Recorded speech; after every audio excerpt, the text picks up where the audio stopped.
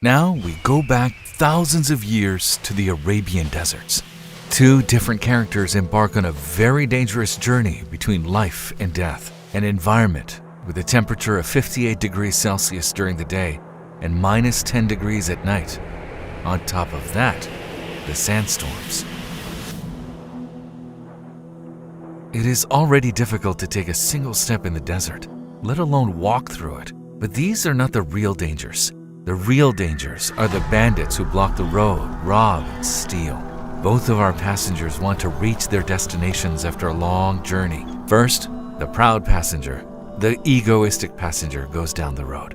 They say to him, "Take the name of a chieftain." When you encounter the bandits, give the name of the chief and say, "I'm under the protection of him." But he is arrogant, does not want to take the name of the chief, and starts his journey. Because he knows that there are bandits all over the desert, he's not able to travel with a relaxed heart or soul. The bandits block his way, and because he did not take the name of a chieftain, he becomes their beggar. Because he is humble. The second passenger says, "I can take the chief's name." These bandits block his way too, and when they do, he says, "I'm traveling under the protection of such and such chief." The moment the bandits hear the name, they show their respects. They even help him and show him the way without blocking him or stealing from him. So, what does the word Bismillah have to do with this story? You are the traveler making the journey in that desert. You're either on the humble side or the proud side. So, what is that desert? That desert is the world we live in. To take the name of a chief is, in reality, going under the protection of Allah and acting in His name. We have two bandits. One, our weaknesses, and two, our poverty. We are so weak that we can even be defeated by a microbe. So, what are our needs? I need thousands of things just to live for a single second. And every second, thousands of my needs are being met. So, do you know what would happen if we, the ones that have so many needs that are so weak, didn't take the chief's name despite all of our incapabilities? Our lives pass in fear and anxiety. But if we take the name of the chief, knowing that not even a leaf falls without his permission, we would feel safe from everything we fear because they're all under the control of Allah. Now, let's imagine ourselves in a cafe environment. There are 500 people inside. Everybody is talking to each other and it's a noisy environment. Then, someone with a police badge comes in and shouts loudly, making everyone stand up. "All of you, get in a line and line up here one by one," he shouts. Because he showed his badge, people are following his orders. Now, think of the wonders of creation in the world, from all the different kinds of flowers to all the different kinds of fruits. Think of an orange or a berry, a melon or a peach. Think of a gazelle, a tiger, or a crocodile. Or think of the entire world of insects that fly with incredible aerodynamics, or all of the wonders of creation. When we look at all these wonders, we can see that they do not act on their own behalf. Just like the policeman, whose authority comes from the police force behind him, who goes to the cafe, commands people, and puts them in line, those wonders of creation are also able to do wonderful things. By saying Bismillah, they act in the name of Allah, under the protection of Him, and therefore they get the manifestations of His infinite might behind them. Think about it. A day-old bee goes to a flower far away and comes back without losing its way. That means there's something incredible going on here. There is magnificent architecture, magnificent mathematics in the hexagon-shaped honeycomb. Honey is a miracle in and of itself. Or consider the amazing aerodynamics of those birds' flight systems. You know, science and technology are developed because we are inspired by nature. All these wonders of existence wouldn't be able to do anything if they acted on their own behalf. But because they act in the name of Allah, wonderful things happen. In the same way, all things act in the name of Almighty God. From minute things like seeds and grains bear huge trees on their heads. They raise loads like mountains.